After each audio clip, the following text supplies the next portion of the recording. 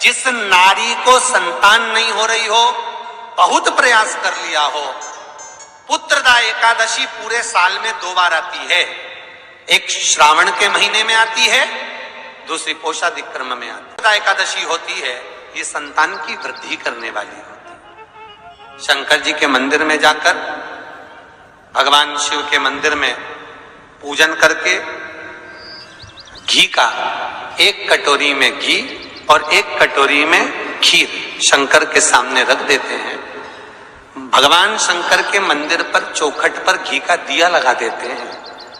शंकर जी की चढ़ी हुई 1 बेलपत्र साथ में रखें और 1 बेलपत्र को उठाकर शंकर जी के मंदिर की चौखट पे ही बैठकर चबा चबा कर खा लेते हैं। जो 1 बेलपत्र लेकर आए हैं वो अपने पति को खिला देते हैं। कहते हैं पुत्रदा एकादशी के दिन ये कर लेने पर संतान की प्राप्ति हो जाती है, पुत्र की प्राप्ति हो जाती है। बहुत ध्यान से आज की कथा सुनना कि एकादशी का आपसे आपके बच्चे पूछेंगे, मम्मी हम भगवान विष्णु का दर्शन करते हैं, हम राम जी का दर्शन करते हैं, हम कृष्ण भगवान का दर्शन करते हैं, हम भवानी माता का दर्शन करते हैं, हम शंकर जी का दर्शन करते हैं, हम सारे देवी देवताओं का दर्शन करते हैं, पर ये एकादशी माता तो कभी नजर ही नहीं आती। पूछेंगे कि नहीं पूछेंगे कि तुम जिस एकादशी का व्रत करते हो, इनका जन्म कहां से हुआ, कहां जन्मी थी? एकादशी की जन्मस्थली कहां है? भाई भगवान कृष्ण की जन्मस्थली तो मथुरा है। श्री राम जी महाराज की जन्मस्थली बोल दो जम के, अयोध्या है।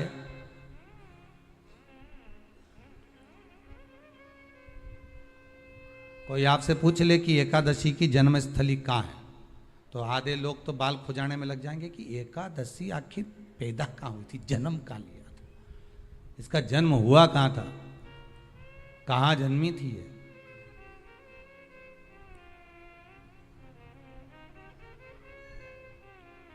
इसका जन्म स्थल है कहाँ? और अगर मान लो जन्म स्थल एकादशी का है,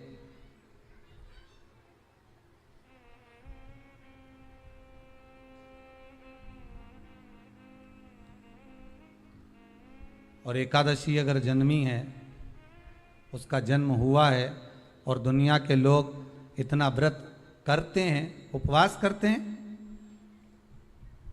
तो फिर इसका जन्म स्थल कहाँ होगा? तो कहा इसका जो जन्म स्थल है वो बद्रीनाथ। कहाँ पर है? बद्रीनाथ। और उस बद्री विशाल में भी एक गुफा जिसका नाम है हेमवती। क्या नाम है? हेमवती। उस गुफा में एकादशी का जन्म स्थल है। बद्री विशाल में हेमवती गुफा, जो 12 योजन अंदर प्रवेश करने जितनी है, 12 योजन की गुफा के अंदर, हेमवती के अंदर एकादशी का प्रागट्य हुआ था, एकादशी का जन्म हुआ था।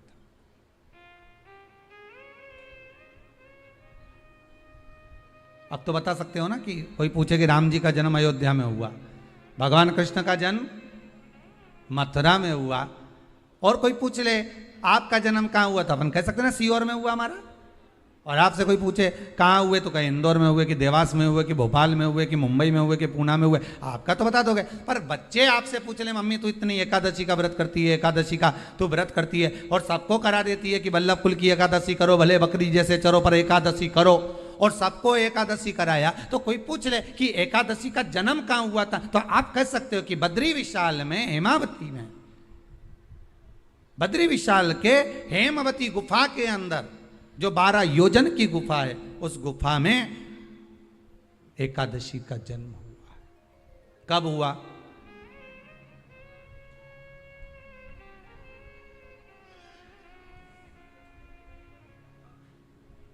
जन्म होने का कारण, राम जी के जन्म होने का कारण था रावण का संहार।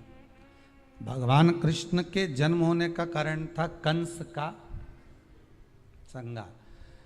नरसिंह भगवान के जन्म होने का कारण, प्रकट होने का कारण था हिरण्यकशिपु का संहार। वराह भगवान के प्रकट होने का कारण था कि पृथ्वी को जल पर लाकर ठहराना, हिरण्याक्ष का संहार।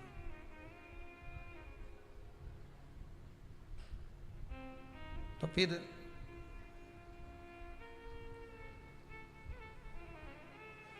इसके जन्म का कारण क्या है? तो कहा इसके जन्म का केवल एक कारण है।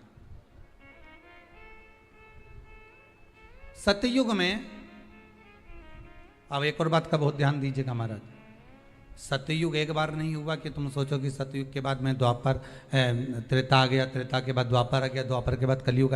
एक सतयुग नहीं है, एक त्रेता नहीं है, एक द्वापर नहीं है। ना जाने कितने कितने सतयुग निकल गए, ना जाने कितने कितने द्वापर, त्रेता, कलयुग, ना जाने कितने निकल गए।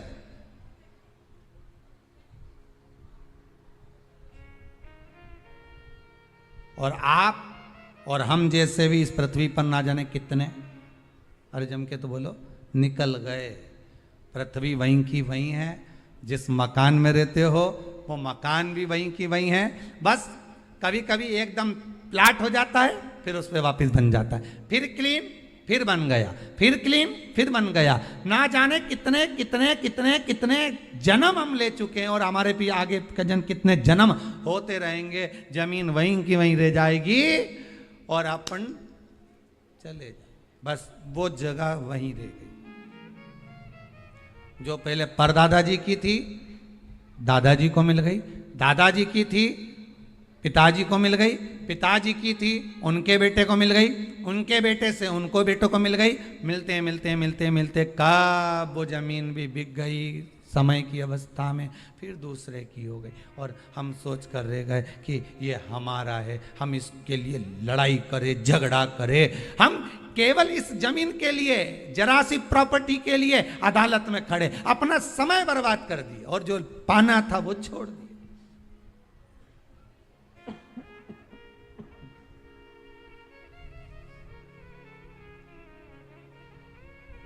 जो पाना था वो छोड़ दिया हमने।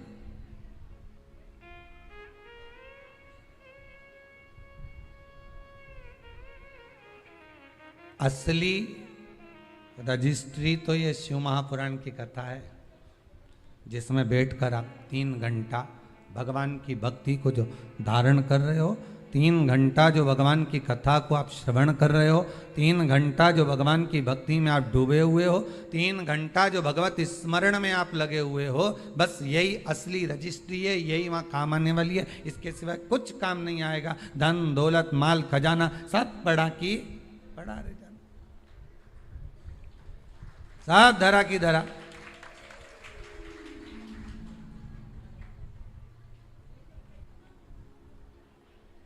रह गया। वो एक लाइन आप लोग स्मरण करते होंगे, सज धज के जिस दिन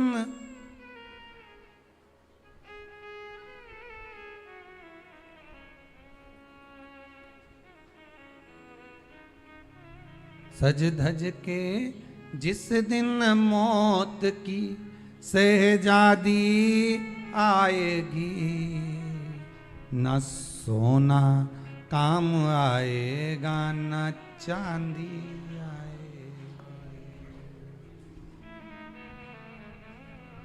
अलमारी में धरा की धरा रह जाएगा, लॉकर में पड़ा की पड़ा रह जाएगा। लॉकर में पड़ा की पड़ा है, अलमारी में धरा की धरा है।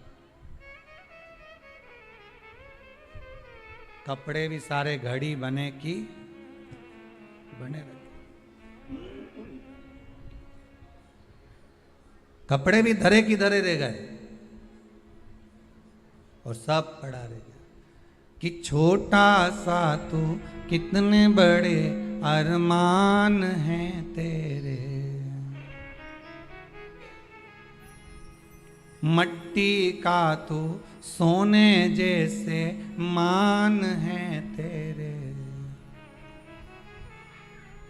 मट्टी की काया एक दिन मट्टी मिल जाएगी, न सोना काम आएगा न चांदी आएगी, न सोना काम आएगा न चांदी आएगी।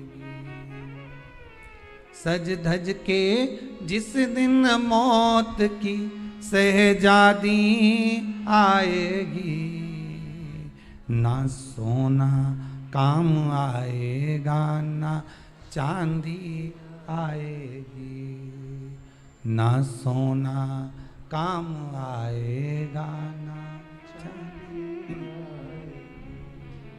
सब पड़ा रह जाएगा, धरा की धरा रह जाएगा, सब पड़ा की पड़ा रह गया, जीव चला गया।